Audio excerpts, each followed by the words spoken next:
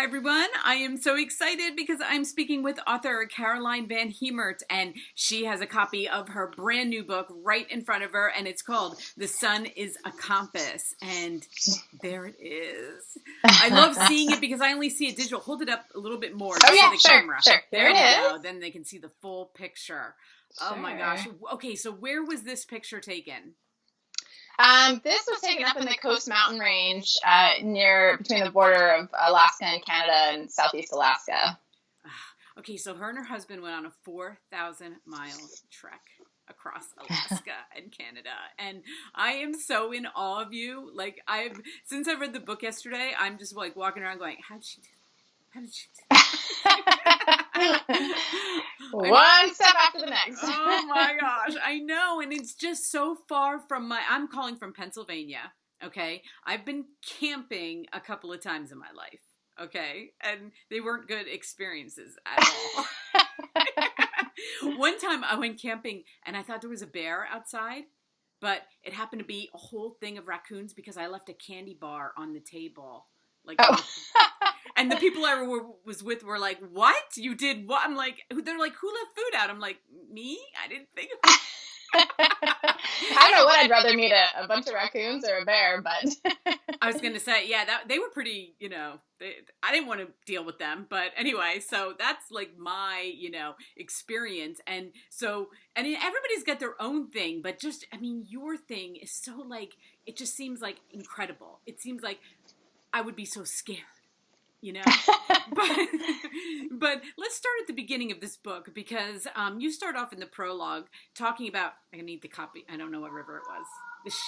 Do you say it? Chandelier? Yeah, Chandelar. Okay. Right, yeah. Okay, so why did you pick that moment to start the book off with? I think for a variety of reasons. One, just because it seemed to illustrate some of the stakes of the trip. And, as I'm sure many writers out there can relate, sometimes you don't always start the book where it actually starts. So I hadn't written that as the opening scene. Initially, it was more of a chronological approach. And then I had some really savvy readers kind of help point me to a few of those moments that seemed like they mattered for a variety of reasons. And it also was a way into both the experience of kind of the stakes of the trip for my husband and I, and the science part of it. So seeing the gray-headed chickadees after that fairly harrowing experience of swimming the river was an incredible gift. And so it was kind of a way to also share those moments with readers, I hope. Absolutely. And that was a life or death thing. I mean, that was incredible. So as a reader, when I was reading that first part, I was like, oh my God, we can't even imagine what that was like. So I was really happy that you opened it up with that because it really showed this isn't just like some walk. This isn't a hike. This isn't, I do go hiking too, but not, on trails and, very safe. And so. But I think the thing with some of these moments is you don't always know what you're getting into until you're into it. And that was one of those where we knew we had to swim a big river, but we hadn't really anticipated just how big and cold and scary it was going to be. Yeah, and I don't want to go too much into the book because I like people to read it. I want them to read it like I got to read it, But I do think that, the not knowing, I'm so in awe of you because it's like starving would have been huge for me. Yes. I think that's a universally huge experience. And especially since you'd kind of experienced it before, but maybe it was kind of good because you knew that was huge to think about, we really need to pack enough food because that's a concern, Sure, yeah, but I think still it's amazing how quickly it goes from feeling like food is just something we do to it's something that we really need now. Yeah, and I love your love story too because any other guy, when we're picked to be with somebody, I think you two have been so chosen to be together. Because I feel fortunate. Because I think that, I would have met a man like that and I would have been like, okay, you have fun. I will see you later when you get back. And, but you guys just so, I mean, that was what I love the most about this. And I don't know if you were meant to write, if you realized you were writing such a love story, but to me, it was such a love story.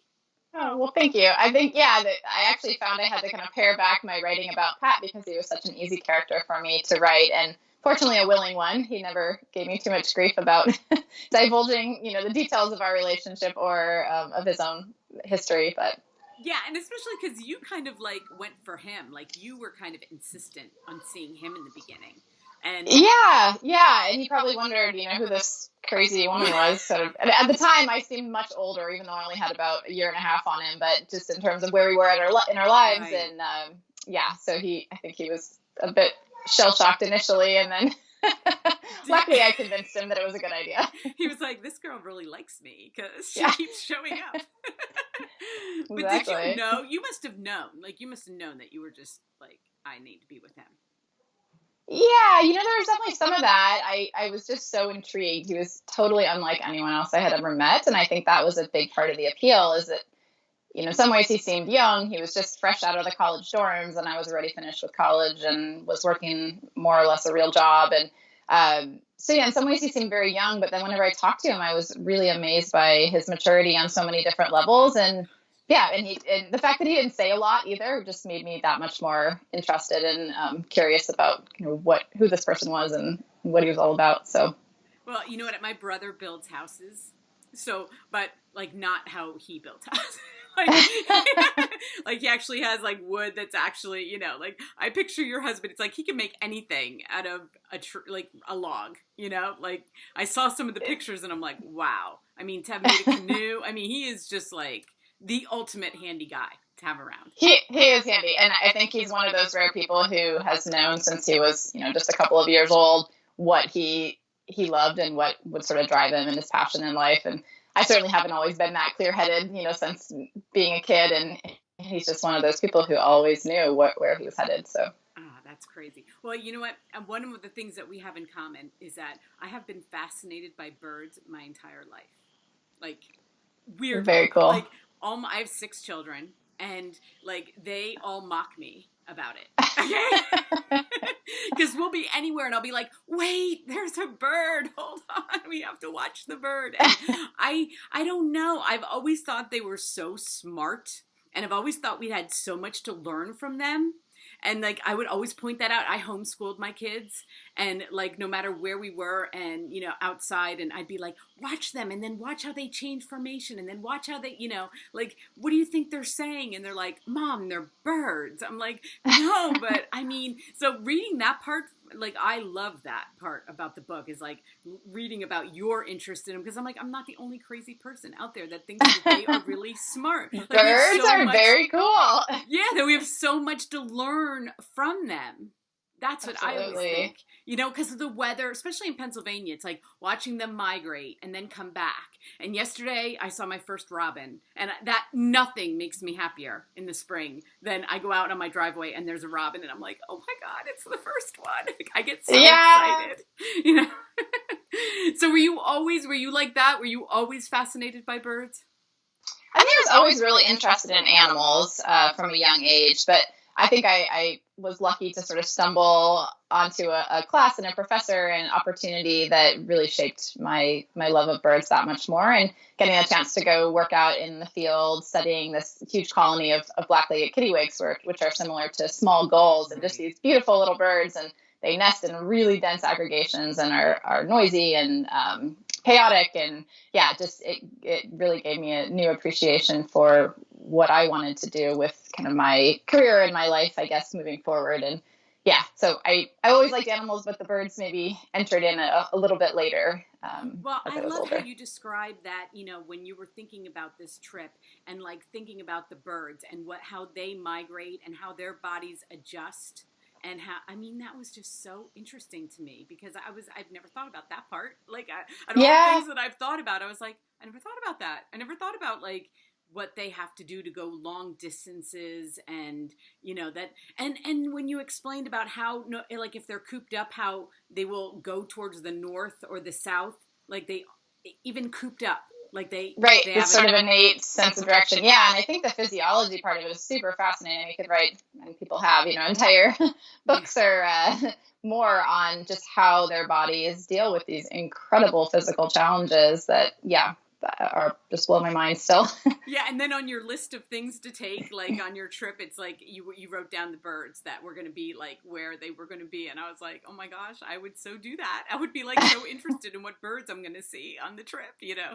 So Yeah, and it was actually strange for me not to be thinking about studying birds as I was going. It just didn't really make sense. I mean, birds, as we all know, migrate, and so catching them, even to do surveys, you've got to be there at the right time in the right place, and that wasn't, didn't make sense to sort of do research as part of the trip, but it was certainly something that crossed my mind just because I felt like if I was going to be outside in a place where birds lived, I certainly wanted to collect as much information as I could. But it was nice to just transition and be a naturalist for a period of time too.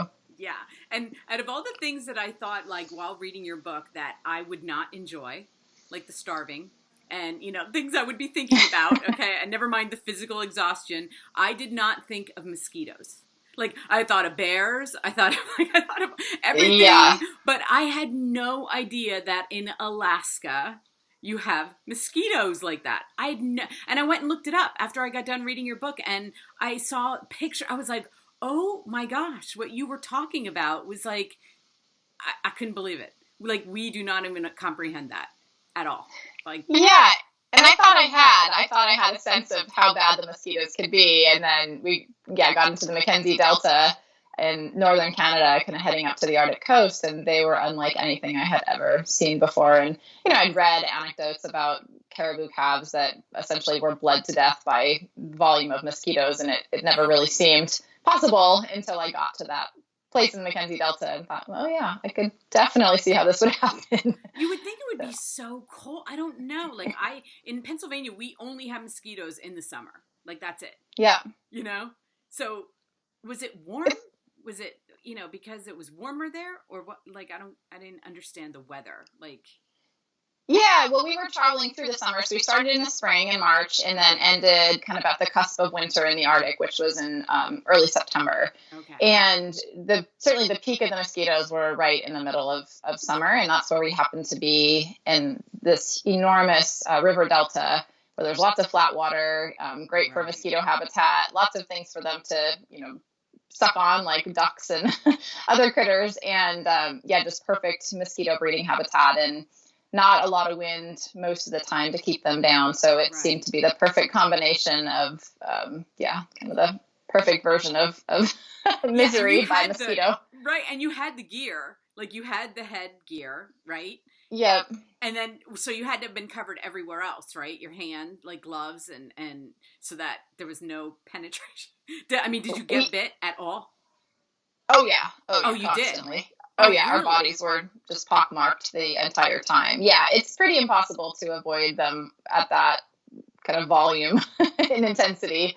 So they were, eating a granola bar was a challenge because you had to kind of move the head net and put the bar underneath the head net and go through this whole series of antics. But yeah, getting in the tent at night was certainly something we looked forward to.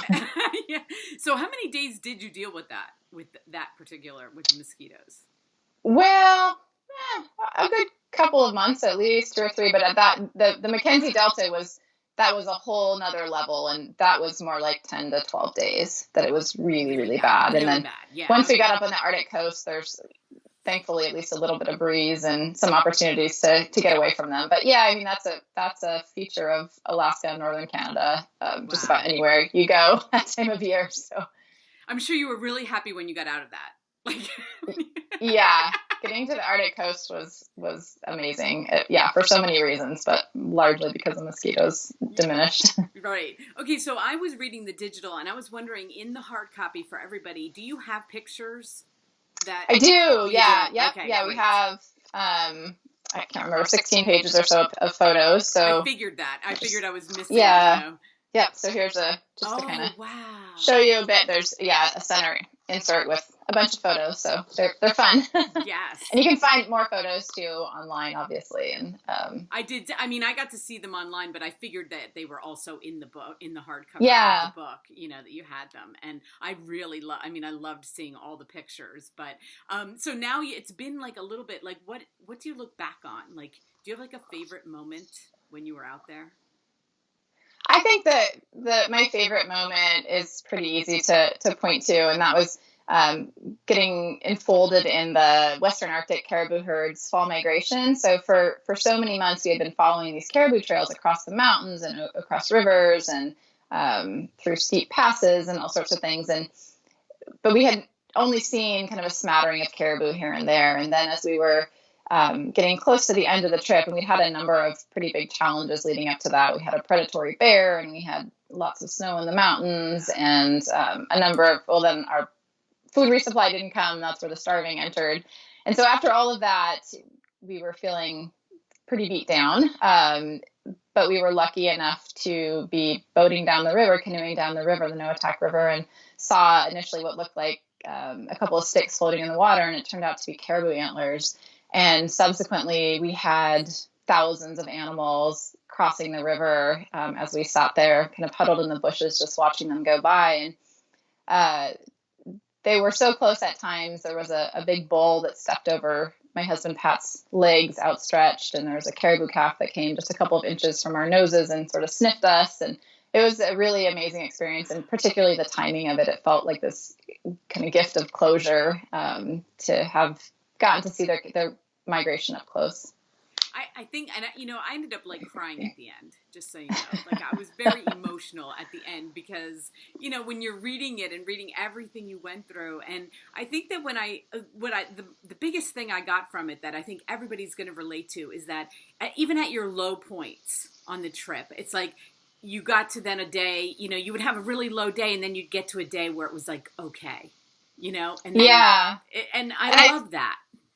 That was definitely consistent thing throughout the trip, is that when things got really, really bad, it seemed like we at least had something to look forward to, and that there was going to be some kind of wonder or experience that we were at least expecting to come up and sort of make it okay. And we were fortunate to have that happen a number of times, and the caribou were a huge example of that. That it was like the timing was just right, like what you needed to see to kind of bring your spirits up and be like, because this isn't something you can be like, okay, well, you know what, let's just forget it. Let's just, like, you can't do that. You can't, there's no way to quit, It's like, you can't just decide to quit. So you're just going to have to keep moving on, But I think that the lessons you must have learned through that, like, makes everyday life just be like, oh, well, if I did that, I can do lots of things, Well, sometimes, yeah. As you know, parent of a couple of toddlers or now preschoolers, it's there's plenty of things in everyday life that are challenging in their own right. But I do think that kind of ability to accept a certain level of uncertainty was a really key kind of lesson that I took away from the experience in the trip. Was I am a planner, and I like to know what to expect in advance, and kind of like that control. And being out in these wild settings with really kind of unknown terrain and experiences ahead of us, we had to accept that uncertainty was just the way forward. And the same thing goes with having children or lots of other experiences in life, is that being open to not knowing can be ultimately a really big gift. And so I've tried to carry that with me. Even into the day-to-day. So yeah, and now here you are, a mom, and I was like reading about how you take your sons out, and I'm like, oh, it's so awesome. Like they will know no different than, because you guys are so connected to nature, and right. I mean, I think it's awesome to do it that young, to get them out. Yeah, we've been lucky. They seem to really enjoy it. We haven't had to sort of force anything, and I think that's maybe where we start questioning it. If they're really miserable, we don't want to, of course, instill that lesson either. But yeah, you're right. Young children, they never ask us, why we're sleeping on a boat, or why we're sleeping in a tent, or why are we in this weird place, sitting in the mud, or whatever. They just kind of accept it as their normal day to day. And kids are certainly adaptable in that regard, and teach us a lot about how to be in the world too. Yeah, that's so cute. Well, I am so happy I got to read this book. When I first saw it, I was like, I have to read this book. Like and that's when I contacted you. I'm like, I have to read this book. Like I just, everybody's just going to love it. I can't wait to see what this book does for you. Are you going to write another book? Oh, well, thank you, first of all. I hope so, yeah. I haven't been doing too much new material just in the last couple of months because it's been busy, but I would love to, and I have a few kind of ideas in mind that I've been playing with. I mean, there's the kid factor and the adventure with children. That would be a lot of fun to write about, and I've done some shorter pieces on that so far. And there's also the grand adventure that I talked just a little bit about in the book that Pat took when he was a 19-year-old living in a cabin alone that he built. Crazy. So it is crazy, and his stories are amazing. So I would love to play with that a little bit more too. So I hope so. It's my short answer. I hope so, and I plan to, and we'll see where it goes. I hope they make a movie out of this. I think it would be an amazing movie. Let's just keep our fingers crossed. So, yeah. I really do. I mean, it's just, you see so many movies about, but people are like on trails, okay? Like this is like no trails, I mean, I think this is an amazing movie. And it feels like when I was reading it, I'm like, there's no way she did this. Like, how did you? You're so young. And I'm like, it's inspiring. It really is. It's like I said, it's a book of hope too, and I know everybody's going to get that from it. And I'm so happy I got to meet you and everything. So thank you so me too. Well, thank you so much. Yeah, show everybody the cover again, because I'm going to put the IndieBound link. I'm going to put the Amazon link. I'm going to have all of Caroline's, her website, and then all her social media. I love the backdrop to that red canoe. And then they use the red, and there's a tickety on the back. Don't forget that. That's pretty fun. And for the binding, they use the red. I love how they use that. The color. Yeah, exactly. That is so awesome. And, you're so lucky because you got such a great cover for it. And I know. They've been an amazing team. So, yeah, I feel really grateful. So thank you so much. Great. Caroline. Well, thank you so much. It's been a pleasure to chat. And, thanks again for all the kind words. And hope to see you again. Okay. Bye-bye.